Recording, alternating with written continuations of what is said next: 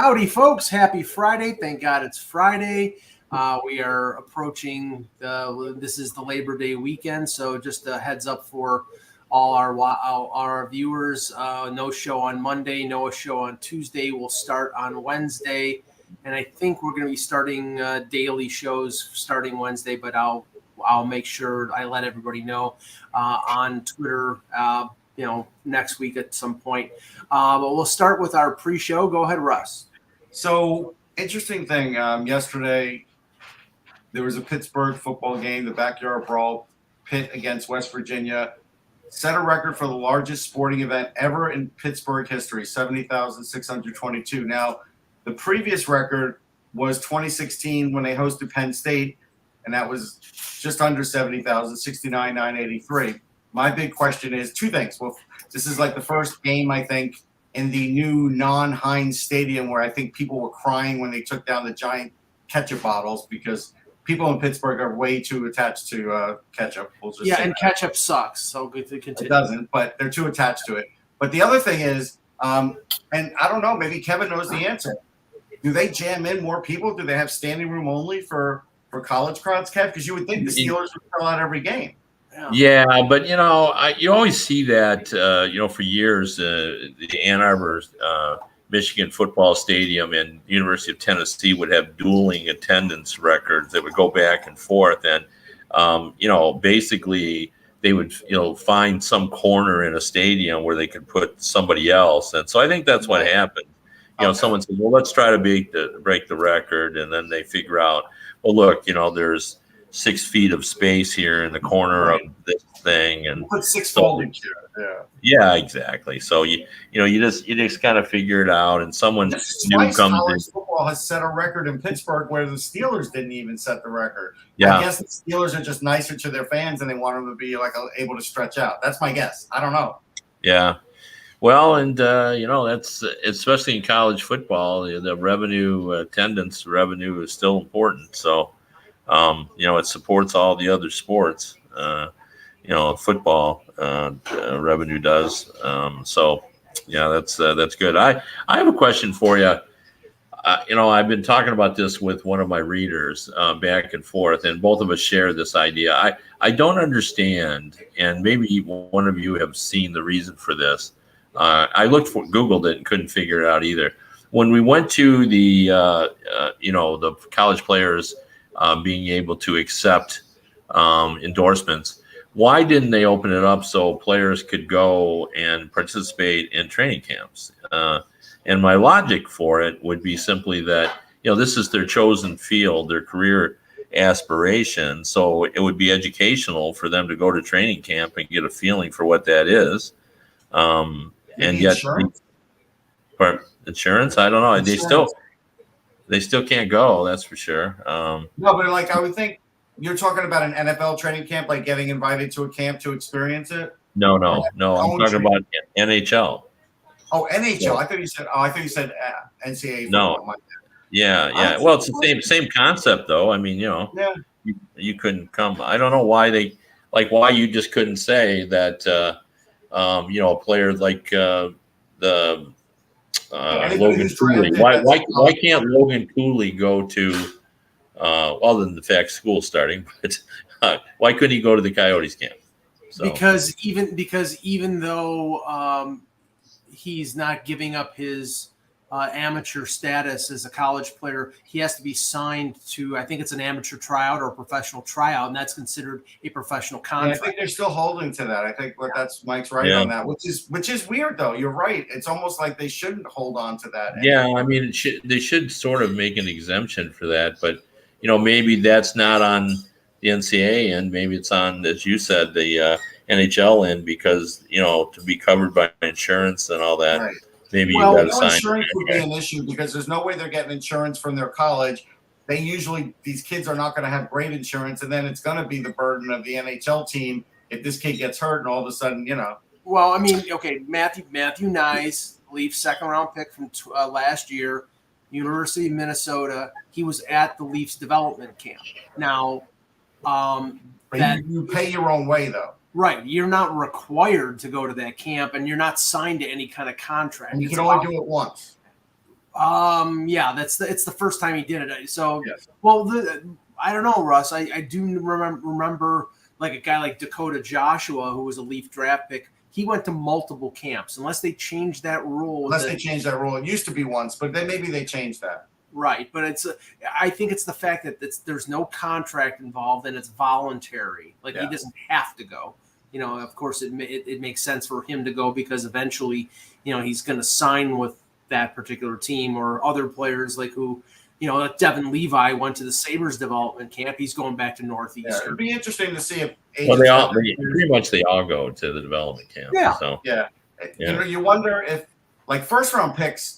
I'm pretty sure those guys have insurance policies, right? Because they know what their contracts are going to be worth in the future, and that makes sense. I don't know if second and thirds do it though. So like a guy like Nyes, he might not have an insurance policy. It'd be interesting to know. Yeah. And then one more thing here, just for the pre-show, Russ, where do you think Serena is? Based on even coming back. I mean, is she with Tiger Woods and Michael Jordan? So I heard Chris Russo talking about the other day, and he's definitely a major tennis aficionado, and so he always has been. Yeah, and he always has been. So I give him credit. He was talking about Steffi Graf and what she's won, and then they had James Blake on, and being a more recent player and just being a player, he was talking about how the breadth of the field is much harder now, even though you may have faced great players in the 80s or the 70s. There weren't as many great players. Now there's a lot of great players, but it's not superstars, but the field is better. So, when I take all that into consideration, I do feel like she's better than Tiger Woods, and that's only because Tiger Woods got hurt. Like Tiger Woods getting hurt definitely hurt his status as far as – because I still think Jack Nicklaus is a little better than Tiger. I get why people like Tiger Woods better, but what Jack Nicklaus did was just unbelievably hard, especially because he even said he had kids too. And that was what really slowed him down. People act like he didn't have any, bumps in the road, but he did. I was just going to finish and just say, so Serena, I feel like she's better than Tiger Woods. I don't think she's better than Gretzky or Babe Ruth. But I think if you came out with like a top 10, and we don't include athletes like Jim Thorpe that were just amateur athletes, she'd be in the top 10. Yeah. All time. Yeah. It's weird. The two main focuses of discussion on our pre-show, college football and tennis, are probably the lowest on the totem pole of the sports that I watch. And I'm not taking anything away from Serena Williams. Her career is unbelievable. It's unprecedented. But college foot, I don't know what it is, Kev. Maybe because I didn't go to a major university when it came to, professional sports. I have a friend who went to Maryland. He follows the Terrapins, and I went to a Division III school. I just never have gotten into college football. And it's funny because I'm way into the NFL, but my introduction to college football players is the NFL draft. I don't know anything about them until they get drafted. So it's weird. I'm not into college football and tennis.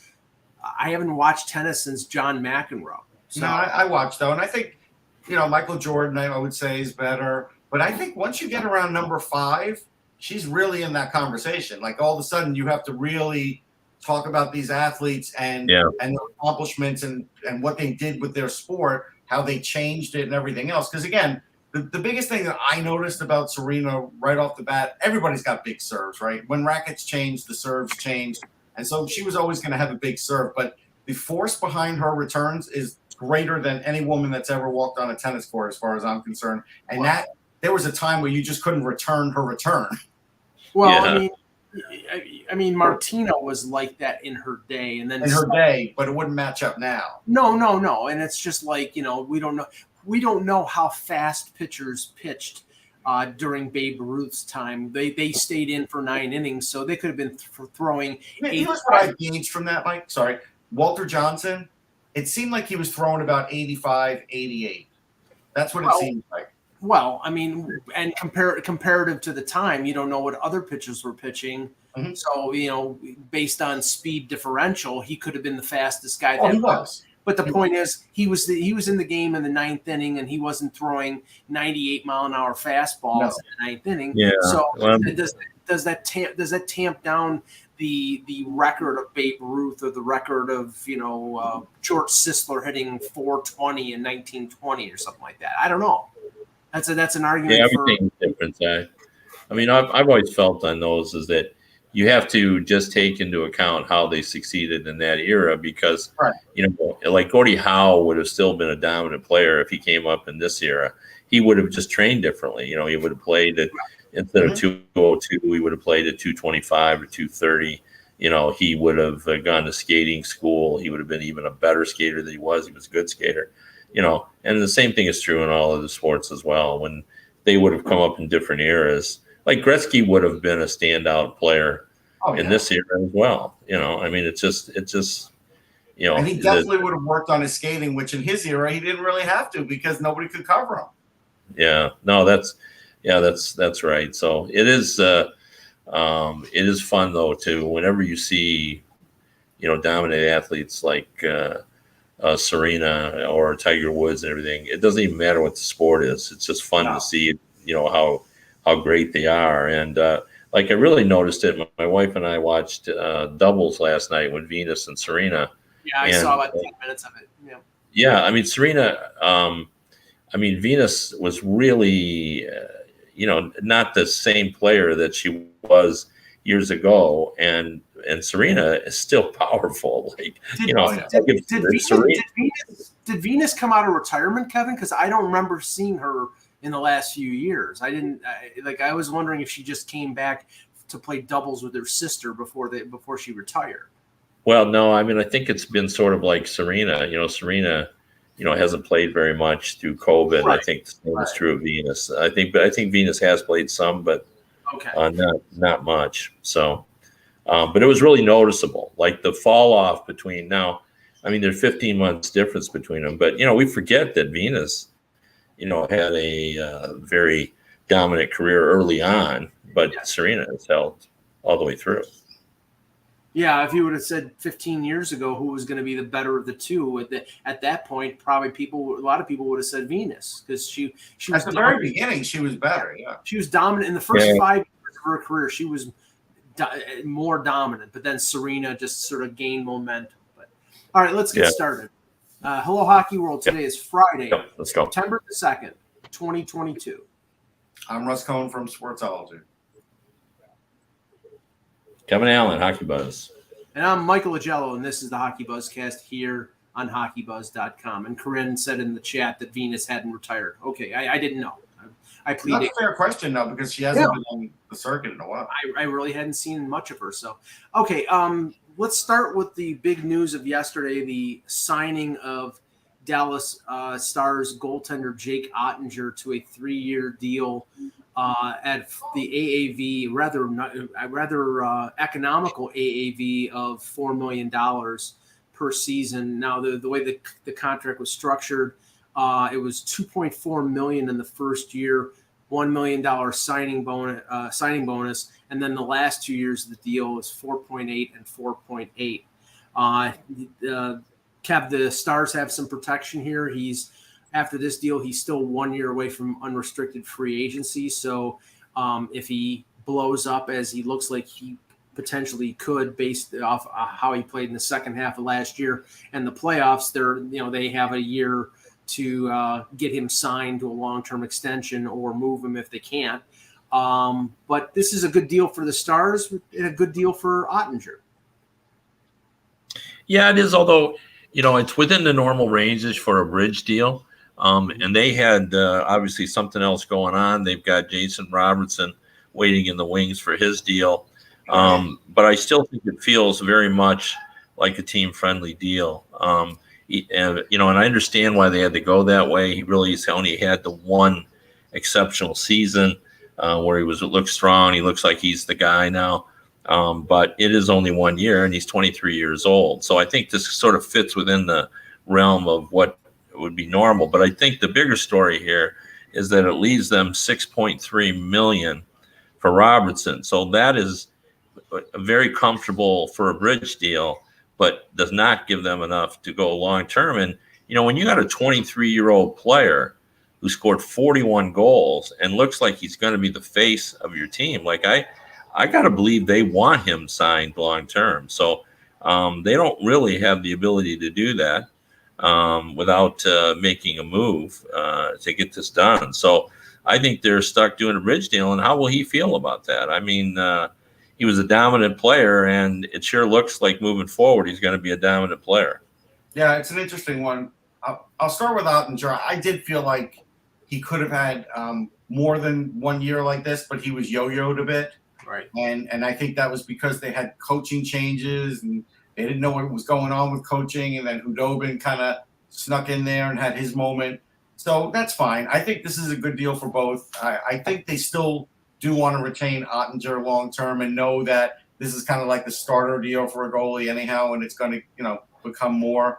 So I think that's fine. The Robertson one, it's interesting because, Robertson is a pretty easy-going guy off the ice. That whole family has been just through a lot in the sense that their story, moving, they moved to, from California to, I think, Michigan so they could play hockey because there wasn't enough places for Nick and Jason to play. So then they got places to play. Then the family had to change jobs just to kind of, keep everything going. And then they moved to Ontario. Yep. And then they moved to Ontario. So, of course, he would accept a bridge deal, but I think he probably would want his big deal because he is a guy that's really like proud, and I would think is a guy that would want to be paid as a guy that scored that many goals. Like, I mean, let's face it, he is the best goal scorer on that team. It's no longer Tyler Seguin. It's not Jamie Benn. It is him, and he's the one driving the train.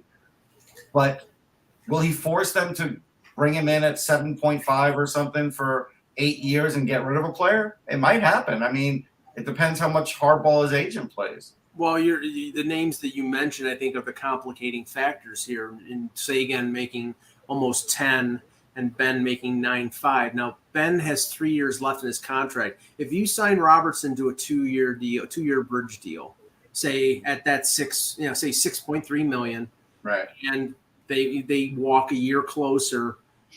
They may buy out Ben at the end with a year left or even 2 years left, so they can get Robertson signed on a long-term deal.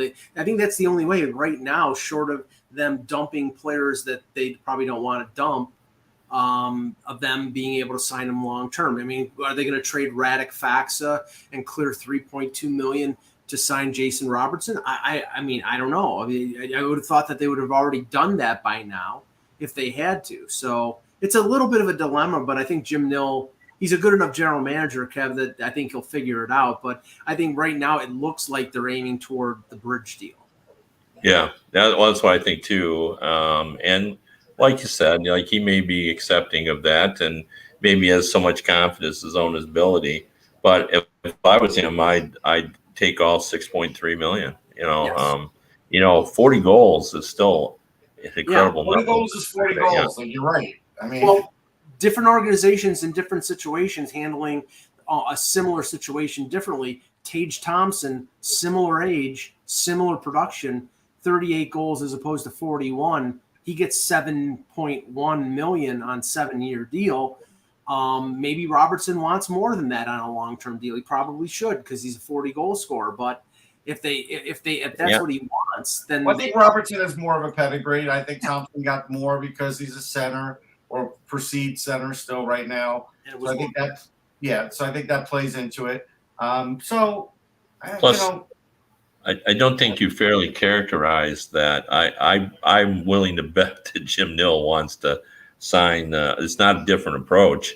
It's just salary cap. I think the Stars would love to sign him long term. I just can't imagine. And I do think $7 million or 7.5 won't get it done. Right, and you have to. I think people see him as a real. I mean, if he's 8, then there's no way they're doing it. Like, they just can't do it. Yeah, but if the cap is going up in 2 years, like everybody's saying it's going to, like Bill Daly apparently said a couple days ago that it will in I think 24, 25. If that's the case, then if you sign him to a 2-year bridge deal, you open up more room to get him locked. It would be beneficial both ways. It's beneficial for the Stars because they'll have more cap room if they buy out Ben, or even if they don't buy out Ben. but that gives Robertson more leeway. So I mean, I think that's the compromise. We'll see. The one thing I would say about the buyout, and I want to bring it up simply because I know their owner has been critical of Ben. The media is always more free with buyouts than ownership is. Like, you just brought that up, like that is just something that they would, easily do. And from talking, no, that's true. But general managers, from what I've talked to, said that is one of the hardest, most difficult conversations you can have when you have to call an owner and say, I want to buy out a player, because invariably that the owner's got accountants who will want you to walk them through why you're going to do this and why it has to happen, and it is a very difficult conversation. Now, I bring that up because the owner there has joined the chorus of people who have criticized Ben and Sagan, saying that they have to step up. And got to play better, got to earn their money. So, maybe they've already kind of had that conversation. So it'll be interesting to see what they do on that. I'll tell you what they could do. I'm looking at Puckpedia, and the one thing Robertson really hasn't gotten is much in the way of signing bonus. They could at least sweeten, this bridge deal with a lot of signing bonus. If they could do that, that may smooth things over, because, he hasn't gotten a lot of that. Well, yeah, I mean, no one made a lot about this, but in the end, it was one of the things that got Forsberg done. He wanted to be paid with like Yossi. Hoyle would not go there. So eventually, in the end, like I was told that it wasn't likely to happen, and then out of nowhere, Hoyle apparently said, "What about if I give you $10 million in each of the first 3 seasons? So you're getting."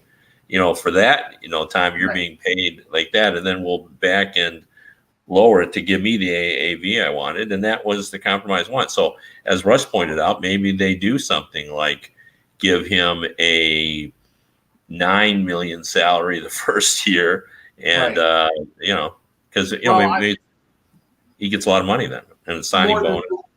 Yeah, but more than likely, based on like some other contracts that we've seen, they would go heavy on that final year, because then when you go to arbitration, the qualifying offer is relatively high. Yeah, I don't think Jason Robertson is worried about arbitration. No, but there's another thing too. If they go heavy and easy to gain performance bonuses, doesn't that come off of next year's cap? Yes. So they could finagle that too. Yeah. So I mean that'll be and. I wanted to bring up, and I'll bring it up now because we're talking about a restricted free agent who signed. If you look at the list of remaining restricted free agents, it's down to 13. And, I'll just go through them quickly. A lot. Yeah, right. But we are still 3 weeks away from the start of training camp. Well, ask Kevin before you start the list. Kevin, my impression and I haven't been tracking this for enough years, but just ballpark figure, doesn't this seem like a lot with only 3 weeks left, a lot of RFAs? It does, but, as we all know, they eventually sign 99% plus of their restricted free agents. And so it's really not all that alarming, other than, there's going to be a lot of work to do for GMs as they get close. And, some guys will want to skip some training camp. So, some of them could switch in. But eventually, these guys are all going to want to play. And I think it all speaks to the fact that there's no money, and players and agents are trying to get teams to make moves, and the teams are saying, look, I can't make a move, nobody will take it. I got a couple of guys I would move, but nobody wants them, because they don't want money either. So, and the weird thing is, like I said, there's a list of 13, and a couple of them are AHL, NHL players like Adam Ruzicka and Parker Wotherspoon, but most of them are NHL players. And I noticed, Russ, the tendency for sort of the tweener defensemen, Mikey Anderson of LA, Sean Dursey of LA, Rasmus Sandin of the Leafs, Eric Brandstrom for Ottawa, Nicholas Hague for Vegas. With Hague, the problem is that Vegas has no cap space. Money. Yeah. Right. So, maybe they're trying to get him to take a 1-year deal, and that they can fit under the cap. With the other ones, I mean, Mikey Anderson played with Doughty last year, played well in the playoffs when Doughty was out. Mm-hmm. Jersey is the kid that got in the I think it was in the Jake Muzzin deal. He had a really good offensive year. So I think it's a question of whether they want to sign them long term or bridge deal. But in a lot of these situations, it's the defenseman who doesn't know where he stands in the organization. Yeah, Kings wise, I would think Jersey would get the bridge. They really do like Mikey Anderson a lot, and they did draft him, and they drafted him for particular reasons. So I think if they could get him on like a, Mayfield kind of long-term deal, maybe, he's a little more offensive, so maybe just a little more than that. The one that he signed, I think that's what they would like to do with him. But again, they're still in the market for Chikrin too, and they had the defenseman to back it up to be able to make that kind of trade. So, and Anderson and Jersey, those are one of those two guys probably goes in that trade. Yeah. So that's that's why I think Jersey goes on a bridge deal, and I think Anderson maybe they're negotiating with him a little more to give him a little more term because they do have the money now. And eventually, like everybody else, the Kings will run out of money too because they have too many young prospects. But I would think Anderson's a guy they want to keep long term. Yeah. Jersey, I'm not sure. Yeah, no, I mean Anderson's sort of a stay-at-home defenseman, and they have Brant Clark in the pipeline, and they got all the offensive guys, right? Right. Somebody's in the chat's asking about Sandin. I don't think the Leafs are dumping Sandin. I think that they the thing there is, and I think this is the part of from the Sandin camp, they see the left side of the Leafs blue line coming this year, and it's Muzzin, Riley, and Mark Giordano. Where's Sandin going to play? The only place he plays on the right side, unless one of those three veterans can play the right side, and none of them, even Giordano, I don't think have played the right side effectively in their career. So that's why I think Sandin is saying, what's going on here? Because it could affect him negatively if he's sort of pigeonholed into playing the right side, and he's played the right side in Sweden, and he played the right side with the Marlies. He can do it, but I think he's more effective playing the left side. Well, it's funny.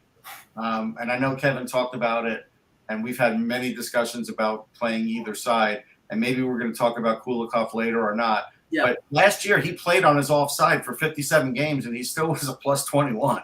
So it is possible Sandin could do it, and I kind of wonder, Mike, if that is the best way to try and get him in there. You'll know in 10 games whether he can do it or not, but that may be the only way to get him the playing time. Yeah, he played it only a couple games last year, and he was with Muzzin, and it didn't look good. The other big name here, Kev, is Kirby Dach, and there have been some rumors out of Montreal of a 4-year extension at around $3.5 million, which for somebody coming up, he's got a lot of potential, but he sort of started quickly and has gone downhill the last few years. He only had 26 points last year, so $3.5 million for 4 years would seem to be a little pricey. Yeah, although I still think, given his pedigree and where he was drafted and, the opportunity he's going to get, I mean, it's in the range of Norm, maybe a little high. Like, you'd think you'd squeeze him down in the $2.8 or $3 million, but I don't think it's outrageous. It's not outrageous. I kind of look at this like we looked at the Christian Dvorak one. If he is going to be their third line center, good signing. I think in time it'll be cheap, and he definitely could handle that. If you're expecting him to be the second line center, now you're talking it's risky because he hasn't shown yet that he can do that, and I think ultimately that is their plan, whether they do it this year or not. And I think that's the element of risk here. But if he's a third line center, fine. Yeah, I think they're trying to slot him in at number 2. Be the big bodied center behind Suzuki. Yeah, that's a hope. Yeah, it's but you know what? They can roll the dice now because there's little consequence. They're not expected to make. Well, I mean, right now today there's little consequence, but like in 2 years, if that experiment fails. Right. Then you've got him for 2 more years at 3.5. When even if the cap goes up, again, what happens. You add that 3.5 to one more salary, and all of a sudden, you can't get a player you want.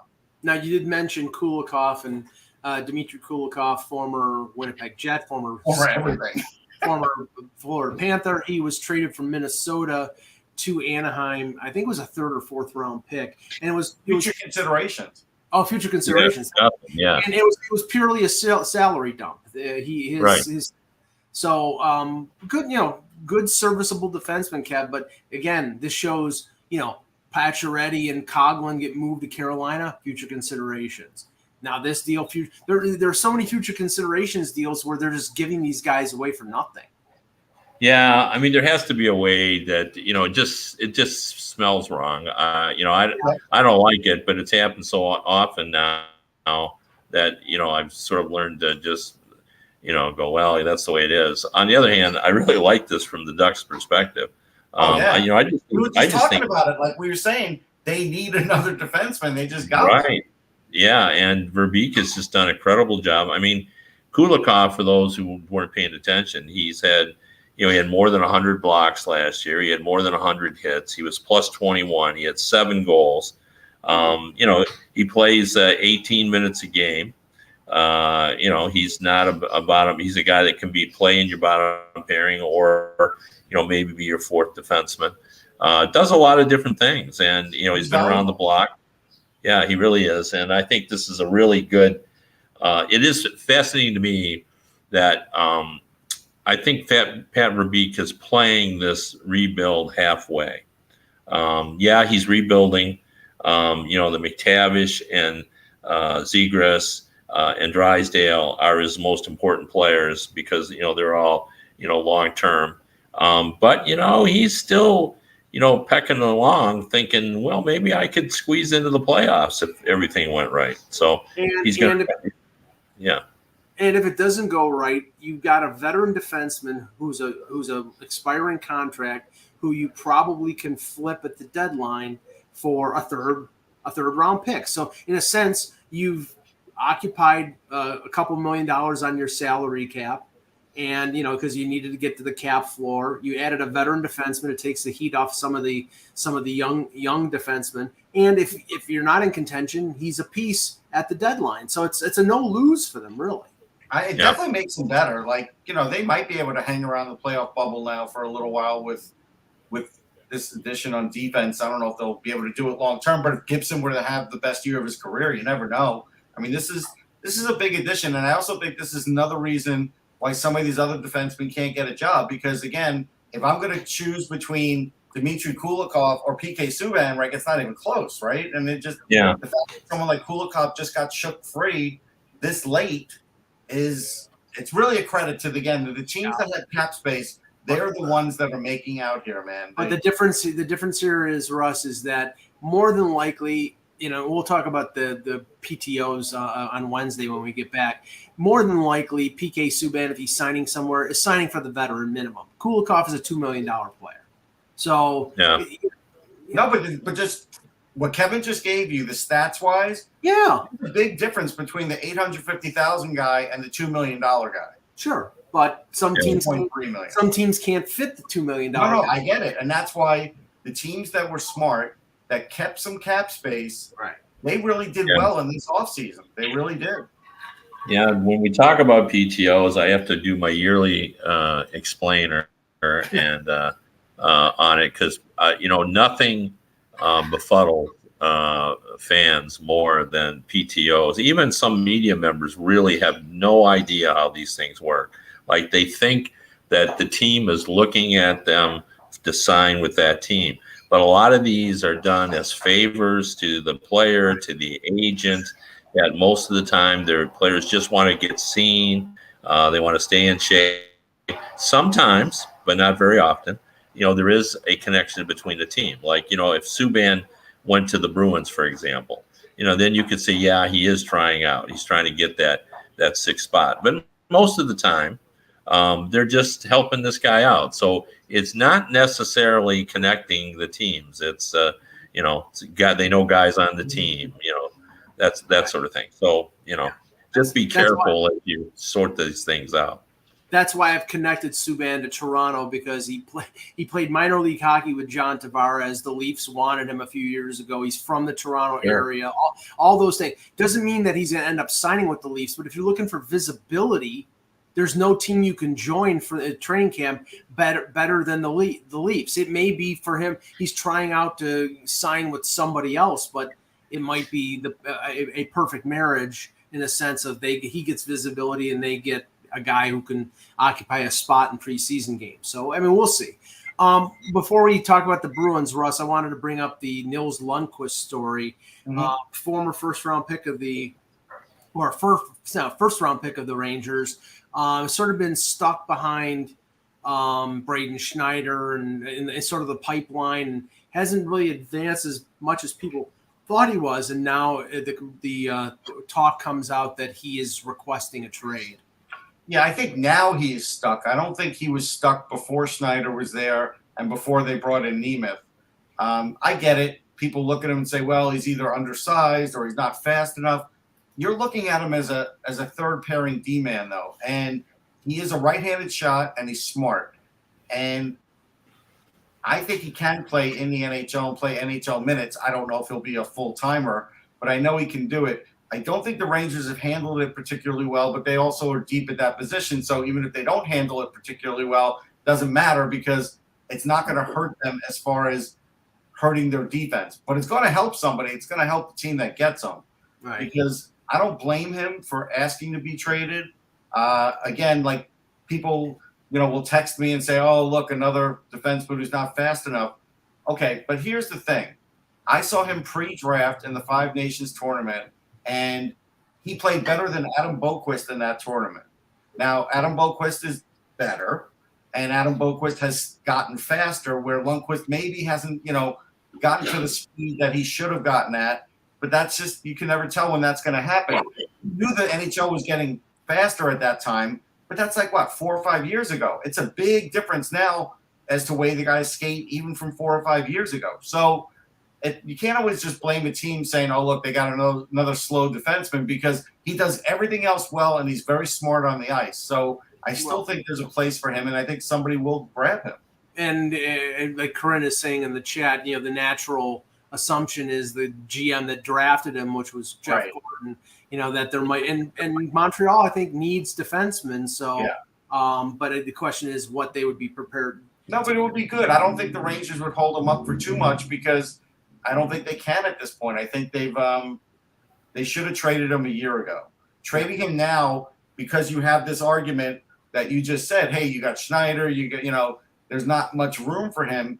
That's fine. But a year ago, you couldn't have used that argument if you traded him in the offseason a year ago. I think they waited a year too late.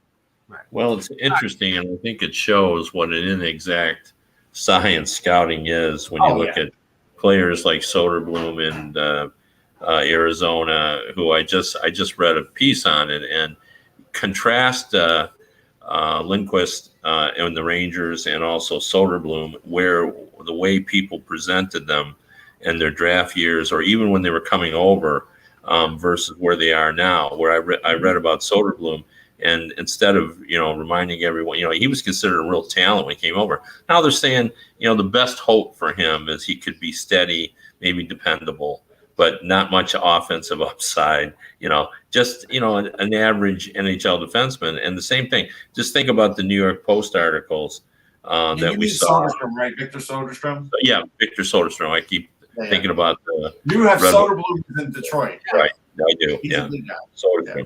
So it was the, and the same thing on the Ranger guy. I mean, when he came over, everybody talked about him as, he could have a real impact. And now they're saying, well, like you said, third pairing guy. So. Yeah, no, a year and a half ago, everybody was talking about Lundkvist and Schneider and Zach Jones. And, Schneider played really well in the playoffs last year, and he looks like he's going to be, probably, a 4 or a 5 at the NHL level, depending on how his offensive game. He's a 5, Zach Jones. Yeah, I don't know what the future prospects of Zach Jones are, but the offense for Zach Jones is really good. So as a 5, he could run a power play or play second power play. He's got really good offensive instincts and a good shot.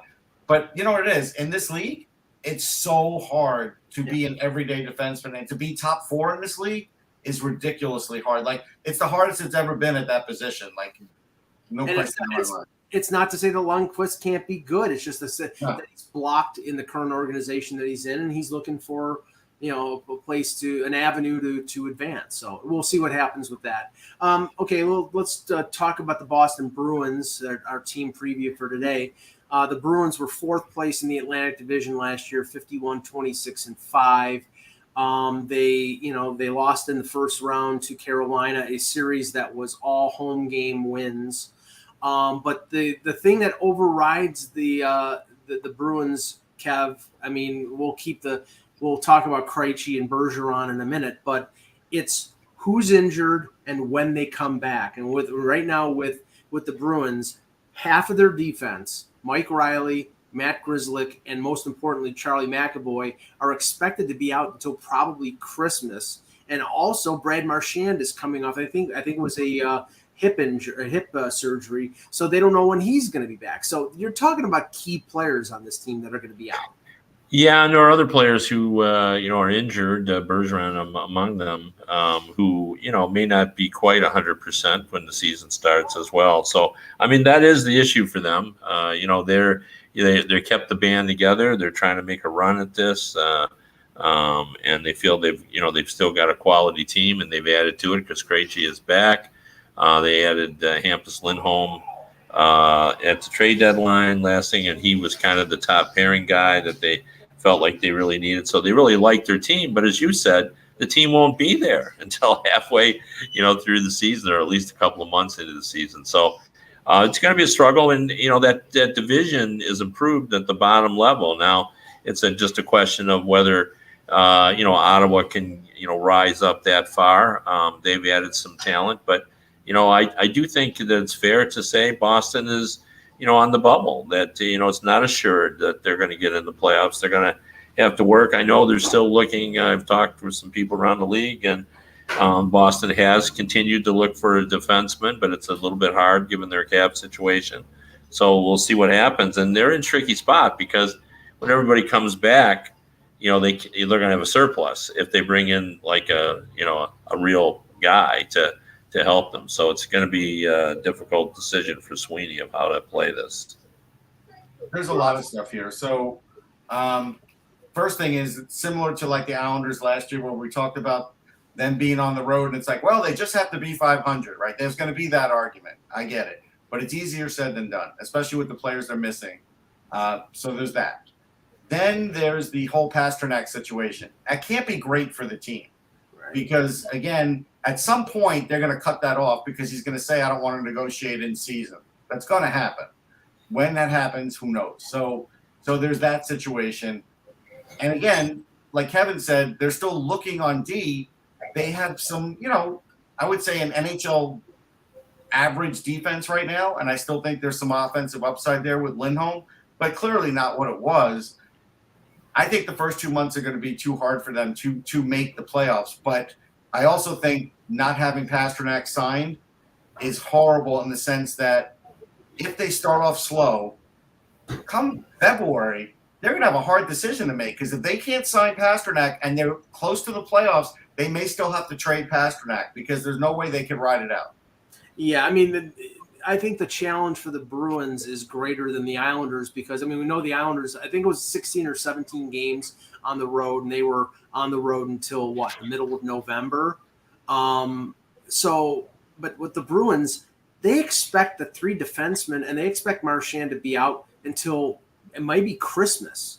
So you're talking about 30, 35. You're talking about almost half the season to go out without your second best scoring winger and your best defenseman and Grzelcyk operated on a power play at times last year, and Riley's a depth defenseman. You don't have a wealth. You're talking about Zaboral and Jack Ashan playing on the blue line. That's why they might go after a PK Subban or some other or Calvin DeHaan or some other free agent out there. So this just feels like if I had a chance to make a documentary with the players they have, I would do the Boston Bruins Last Dance. Like this feels like the Boston Bruins Last Dance. Right. Like it's, I would chronicle it, and I would chronicle it right now with all the stuff going on with Pasternak, with everything else. They brought in Zaka, who I like, but he can't play 2C. If you try to play him at 2C, you can't do it. No, Krejci's going to be 2C. Krejci will be the 2C, and everybody's like, well, at 36, I think Krejci can handle it. I'm not